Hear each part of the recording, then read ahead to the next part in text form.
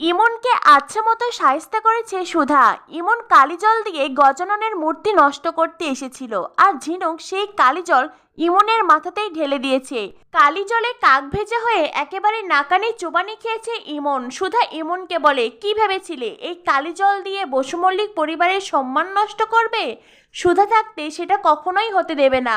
এদিকে দূরে দাঁড়িয়ে ইমনের মা এই সব কিছুই দেখে, কিন্তু ইমনকে বাঁচাতে সামনে আসে না। ইমনের মা মনে মনে ভাবতে থাকে, little baby I am so sorry, আমি তোমাকে বাঁচাতে পারলাম না। এখন যদি আমি ওদের সামনে যাই, ওরা আমারও এই অবস্থা করবে, আর ওই নোংরা জলে আমার স্কিন পুরো নষ্ট হয়ে যাবে। Little baby I am so sorry. আর এইদিকে সুধা, সমুদ্র, ঝিনুক সকলে তো হেসে একেবারে গড়াগড়ি খাওয়ার মতন অবস্থা।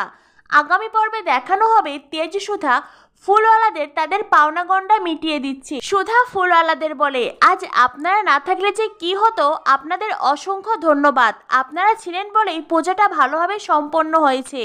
তেজ পাওনা গন্ডা মিটিয়ে দেয়। এদিকে ইমন আর ইমনের মা সব কথা আড়ালে দাঁড়িয়ে শোনে।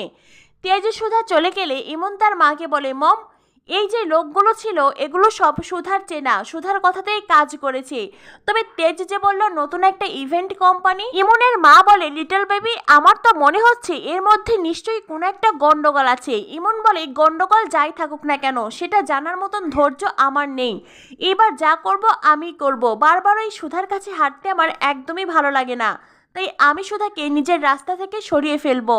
ইমনের মা বলে, কিন্তু লিটল বেবি তুমি কি করবে? ইমন বলে, যা করব বিসর্জনের দিনেই করব। তো বন্ধুরা বুঝতেই পারছো, ইমনে এবার উঠে পড়ে লেগেছে সুধাকে জলে ফেলে মারার জন্য।